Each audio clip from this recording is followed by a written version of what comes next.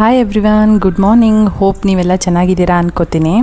ಇದು ನನ್ನ Saturday morning vlog. And guys, thank you so much. ನನ್ನ ಮೊದಲನೇ ಲಾಗ್ಗೆ ಎಲ್ಲರೂ ಸಪೋರ್ಟ್ ಮಾಡಿದ್ದೀರಾ. Thank you all. ಇನ್ನೂ ಯಾರೆಲ್ಲ ಚಾನಲ್ನ ಸಬ್ಸ್ಕ್ರೈಬ್ ಮಾಡ್ಕೊಂಡಿಲ್ಲ ಮಾಡ್ಕೊಳ್ಳಿ, ಲೈಕ್ ಮಾಡಿ, ಶೇರ್ ಮಾಡಿ.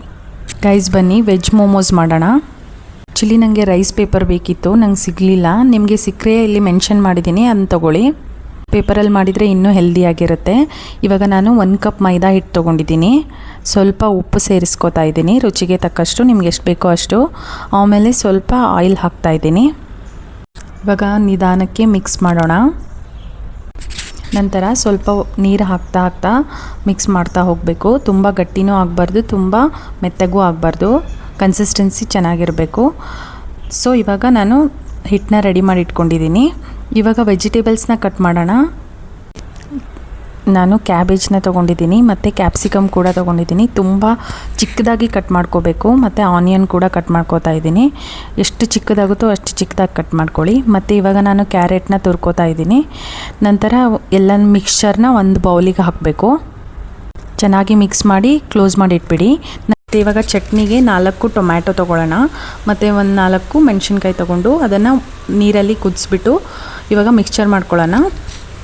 ಇವಾಗ ಟೊಮ್ಯಾಟೊ, ಮೆಣಸಿನ್ಕಾಯಿ, ಬೆಳ್ಳುಳ್ಳಿ ಮತ್ತು ಸ್ವಲ್ಪ ರುಚಿಗೆ ತಕ್ಕಷ್ಟು ಉಪ್ಪು ಹಾಗೂ ಬೆಲ್ಲ ಹಾಕ್ಕೊಂಡ್ಬಿಟ್ಟು ಗ್ರೈಂಡ್ ಮಾಡ್ಕೊಳ್ಳೋಣ. ಇವಾಗ ಇದು ಗ್ರೈಂಡ್ ಆಗಿದೆ. ಇವಾಗ ಚಟ್ನಿ ರೆಡಿಯಾಗಿದೆ. ಇವಾಗ ನಾವು ಆಲ್ರೆಡಿ ಕಟ್ ಮಾಡಿ ಇಟ್ಕೊಂಡಿರೋ ಎಲ್ಲ ವೆಜಿಟೇಬಲ್ಸ್ ನೀರು ಬಿಟ್ಕೊಂಡಿರುತ್ತೆ. ಸೊ ಅದನ್ನು ಈ ಥರ ಸ್ಕ್ವೀಸ್ ಮಾಡಿಬಿಟ್ಟು ಎಲ್ಲ ತೆಗಿಬೇಕು. ಆ್ಯಕ್ಚುಲಿ ಎಲ್ಲ ವೆಜಿಟೇಬಲಲ್ಲೂ ವಾಟರ್ ಕಂಟೆಂಟ್ ಇರುತ್ತೆ. ಸೊ ಎಲ್ಲ ವಾಟರ್ನ ತೆಗೆದ್ಬಿಟ್ಟು ಈ ಥರ ಸ್ಕ್ವೀಸ್ ಮಾಡಿಬಿಟ್ಟು ಎತ್ತಿಟ್ಕೊಳ್ಳೋಣ. ಇವಾಗ ನಾನು ಮಿಲ್ಕಿ ಮಿಸ್ಟ್ ಪನ್ನೀರ್ ತೊಗೊಂಡಿದ್ದೀನಿ. ಸೊ ಸ್ವಲ್ಪ ಪನ್ನೀರನ್ನ ತುರಿದಿಟ್ಕೋಬೇಕು. ನೆಕ್ಸ್ಟ್ ಇವಾಗ ರೆಡ್ ಚಿಲ್ಲಿ ಸಾಸ್ ಹಾಕೋಣ. ನೆಕ್ಸ್ಟ್ ಇವಾಗ ನಾನು ಸ್ಟೀಮರ್ ತೊಗೊಂಡಿದ್ದೀನಿ. ಸ್ಟೀಮರ್ ಇಲ್ಲಾಂದ್ರೂ ಪರವಾಗಿಲ್ಲ, ಇಡ್ಲಿ ಪಾತ್ರೆಯಲ್ಲಿ ಕೂಡ ನೀವು ಮಾಡ್ಕೋಬೋದು. ಇವಾಗ ಸ್ಟೀಮರ್ಗೆ ನೀರು ಹಾಕ್ಬಿಟ್ಟು ಸ್ವಲ್ಪ ಲೋ ಫ್ಲೇಮಲ್ಲಿ ಇಡೋಣ. ನಂತರ ಇವಾಗ ಹಿಟ್ಟು ತೊಗೊಂಡು ಸ್ಮಾಲ್ ಉಂಡೆ ಥರ ಮಾಡಿಟ್ಕೊಳ್ಳೋಣ. ನಮಗೆ ಎಷ್ಟು ಬೇಕು ದಪ್ಪ ಅಷ್ಟು ಉಂಡೆ ಮಾಡಿಟ್ಕೊಳ್ಳೋಣ. ಆ್ಯಕ್ಚುಲಿ ಇದನ್ನು ಗೋಧಿ ಹಿಟ್ಟಲ್ಲಿ ಕೂಡ ಮಾಡ್ತಾರೆ. ಬಟ್ ಎಲ್ಲದಕ್ಕಿಂತ ಬೆಸ್ಟ್ ಅಂದರೆ ರೈಸ್ ಪೇಪರ್. ನಾನು ಆವಾಗಲೇ ತೋರಿಸಿದ್ನಲ್ಲ, ರೈಸ್ ಪೇಪರಲ್ಲಿ ಮಾಡಿದರೆ ತುಂಬ ಚೆನ್ನಾಗಿರುತ್ತೆ. ನಾನೀಗ ಇದನ್ನು ಪುರಿ ಥರ ಲಟ್ಟಿಸ್ಕೊಂಡ್ಬಿಟ್ಟು ಅದರಲ್ಲಿ ಸ್ಟಫ್ನ ತುಂಬಿಟ್ಟು ಈ ಥರ ಕ್ಲೋಸ್ ಮಾಡ್ತೀನಿ. ನಿಮ್ಗೆ ಯಾವ ಶೇಪಲ್ಲಿ ಬೇಕೋ ಆ ಶೇಪಲ್ಲಿ ಮಾಡ್ಬೋದು. ಸೊ ಇದೇ ಥರ ಎಲ್ಲ ಮಾಡ್ಕೊಂಡ್ಬಿಟ್ಟಿದ್ದೀನಿ. ಇವಾಗ ರೆಡಿಯಾಗಿದೆ. ಇವಾಗ ಇವಾಗ ನಾವು ಪಾತ್ರೆಗೆ ಆಯಿಲ್ನ ಹಚ್ಚೋಣ. Oil is not compulsory, but ಚೆನ್ನಾಗಿ ಎದ್ದೇಳುತ್ತೆ ಅಂತ ನಾನು ಆಯಿಲ್ನ ಹಾಕ್ತಿದ್ದೀನಿ. ಸೊ ಸ್ವಲ್ಪ ಆಯಿಲ್ನ ಪಾತ್ರೆಗೆ ಹಾಕ್ಕೋಬೇಕು.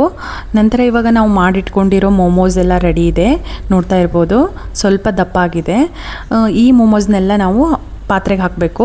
ನಿಧಾನಕ್ಕೆ ಎಲ್ಲ ಒಂದೊಂದೇ ಬಿಡಿಯಾಗಿ ಹಾಕಬೇಕು, ಅಂಟಾಗ್ಬಿಡುತ್ತೆ. ಸೊ ಈ ಥರ ಎಲ್ಲ ಹಾಕ್ಬಿಟ್ಟು ಲಿಡ್ನ ಕ್ಲೋಸ್ ಮಾಡಿ 10 to 15 ಮಿನಿಟ್ಸ್ ಬಿಡಬೇಕು. ನಂತರ ಇವಾಗ ನೋಡಿದರೆ ಈ ಥರ ಆಗಿರುತ್ತೆ. ಹೆಲ್ತಿ ಮೋಮೋಸ್ ರೆಡಿಯಾಗಿದೆ. ಆ್ಯಕ್ಚುಲಿ ಟೇಸ್ಟ್ ಚೆನ್ನಾಗಿದೆ. Thank you all. Bye bye.